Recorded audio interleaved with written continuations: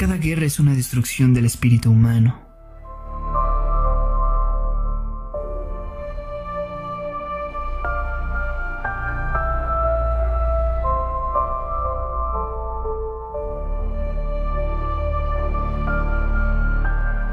El inicio de la Guerra Fría, 1948, Berlín. En 1948, la URSS bloqueó todas las rutas de suministro a Berlín Occidental. En medio de la crisis, potencias occidentales armaron una histórica misión, un puente aéreo para más de 2 millones de habitantes. En la primavera de 1948, 3 años después del final de la Segunda Guerra Mundial, Alemania todavía estaba en ruinas. Millones de personas habían perdido la vida como resultado del sueño de Adolf Hitler, de un imperio nazi y su ideología racista. Quienes sobrevivieron a la guerra esperaban que las cosas pronto comenzaran a mejorar, pero los esfuerzos de reconstrucción se vieron ensombrecidos por el comienzo de la Guerra Fría. Había una profunda desconfianza mutua entre los aliados occidentales y la Unión Soviética. En ninguna parte estas tensiones eran más evidentes que en la dividida capital alemana, Berlín. La parte occidental de la ciudad estaba gobernada por las potencias aliadas de Estados Unidos, Gran Bretaña y Francia, mientras que el este estaba bajo el control soviético. Las aproximadamente 2 millones de personas en los 3 sectores de la potencia occidental vivían en una especie de isla rodeada por la esfera de influencia soviética, tanto la Alemania del Este, en medio del cual se asentaba la ciudad, como el resto de Europa del Este, estaban firmemente controladas por Moscú.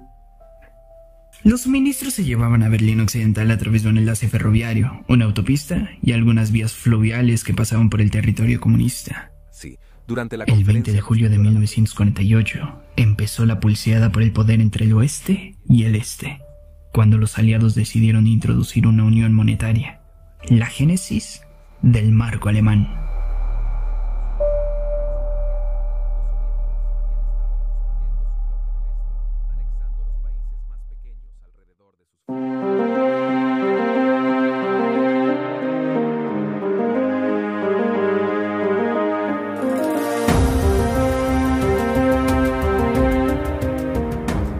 Alemán, una crisis.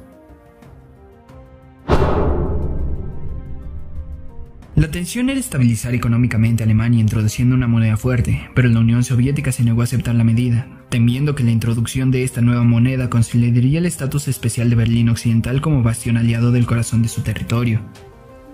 Esto introdujo una brecha entre las 3 potencias ocupantes occidentales y el lado soviético, explicó Bernard Bunkowska, del Museo de los Aliados de Berlín. La unión monetaria hizo imposible acordar una política común para Alemania, agregó. En la noche, el 23 y el 24 de junio, los soviéticos bloquearon todo acceso al oeste de la ciudad. Pronto las luces se apagaron. El 75% de la electricidad de Berlín Occidental provino de la región circundante. El plan de bloqueo de este era desgastar a los ciudadanos para obligar a los aliados a salir de la ciudad dividida. Nadie sabía lo que estaba pasando, ni los estadounidenses ni nosotros, dijo Gerhard Burger, un testigo de esta época. En el sitio web del proyecto Memoria de la Nación de la Fundación Casa de la Historia se pueden leer los recuerdos de los ciudadanos y de los otros testigos contemporáneos. El temor de que los estadounidenses nos abandonaran, de que cayéramos en manos de los rusos, por así decirlo, era enorme, añadió Burger.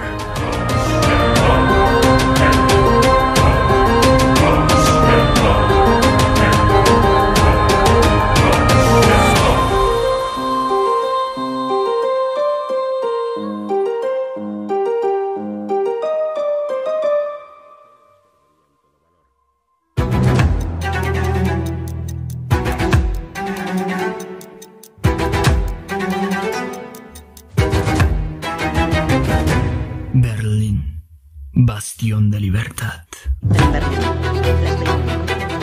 Pero los aliados se mantuvieron firmes. A pesar de que la ciudad en juego era la capital de su antiguo enemigo, el recientemente derrotado régimen nazi que había infligido muerte y destrucción en gran parte del mundo, Estados Unidos vio ese momento en Berlín Occidental como un baluarte contra el comunismo que debía ser defendido. Debido a que los aliados no habían firmado ningún acuerdo con la Unión Soviética sobre el uso de las rutas de acceso por tierra, no tenían bases legales para luchar contra el bloqueo, y gracias a los altos riesgos involucrados, una opción militar nunca fue contemplada seriamente. Lo que sí tenían las potencias occidentales eran 3 corredores aéreos garantizados. Entonces, ¿qué hacer? El tiempo apremiaba. Los berlineses occidentales corrían el riesgo de morir de hambre. Así, el entonces presidente de Estados Unidos, Harry Truman, y los demás aliados acordaron una operación de rescate espectacular. Abastecer a Berlín por completo desde el aire. El plan para implementar este puente aéreo masivo. Recibió apoyo condicional y como no había alternativa, se puso en marcha este puente aéreo provisional.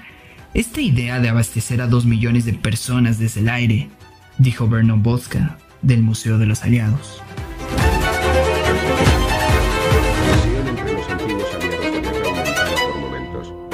La ciudad estaba totalmente dividida.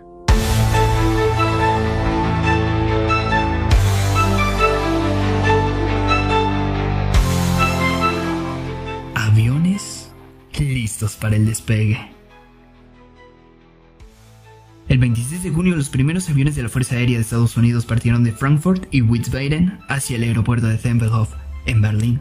Los franceses, que habían sufrido las consecuencias directas de la ocupación alemana, tardaron un poco más antes de aceptar apoyar la operación.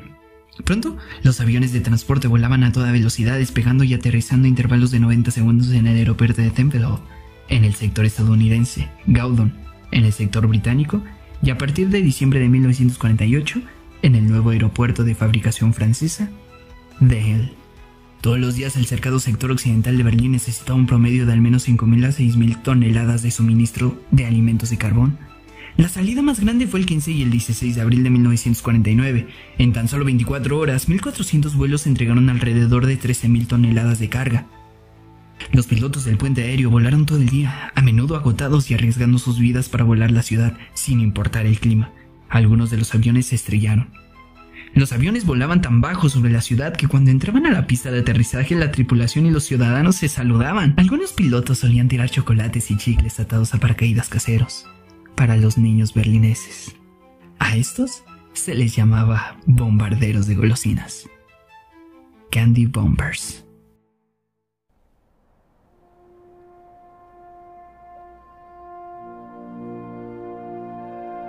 Privación extrema. La reunión del ayuntamiento en la seguridad de Berlín. Además de los esfuerzos logísticos de los aliados que los habitantes de la ciudad estuvieron decididos a resistir, fue la clave para el éxito de la operación. En la página multimedia del proyecto Memoria de la Nación, Walter Hofer describe la situación en invierno, cuando cada hogar tenía solo 1 hora de electricidad por día. Porque el carbón para las plantas de la electricidad tenían que ser transportadas en avión. No había posibilidad alguna de que la gente contara con calefacción. El 9 de septiembre, el alcalde de Berlín Occidental, Ernst Röder, del Partido Socialdemócrata Alemán, pronunció un discurso histórico en el que hizo un pedido de ayuda a las potencias occidentales para que no abandonaran Berlín.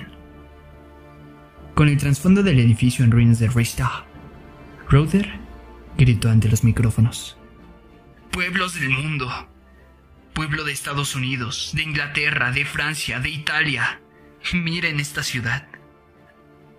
Vean que no deben, no pueden abandonar a esta ciudad y a su gente».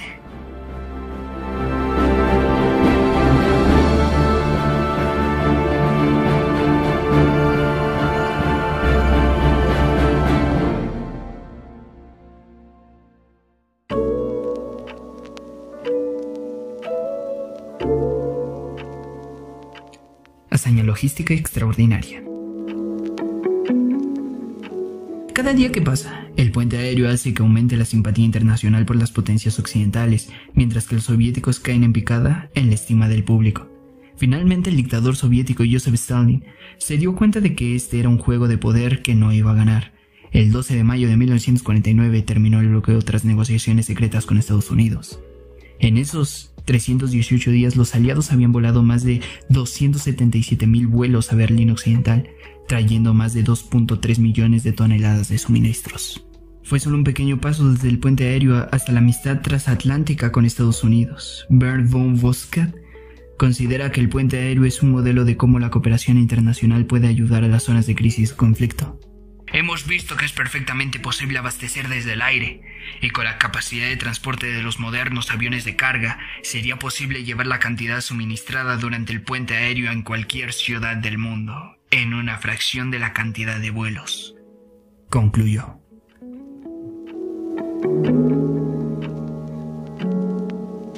Símbolo de empatía. El puente aéreo es un símbolo de empatía y humanidad. El tender la mano al ser humano que te necesita, la negación de dejar morir a tu hermano de otra nación, pero al mismo tiempo se refleja uno de los bloqueos más severos de la historia. Parece que no hemos aprendido nada. Una guerra en las afueras de Rusia y Ucrania, un dictador en Venezuela, un bloqueo en Cuba y una humanidad sin rumbo claro. Hay que aprender de nuestra historia para no cometer los mismos errores que nuestros antepasados. El desenlace de la Guerra Fría trajo consigo grandes acontecimientos: la crisis de los misiles en Cuba, uno de los enfrentamientos bélicos más sanguinarios y crueles en la historia, como lo fue la Guerra de Vietnam. Conoce su historia Ho Chi Minh apretando este botón.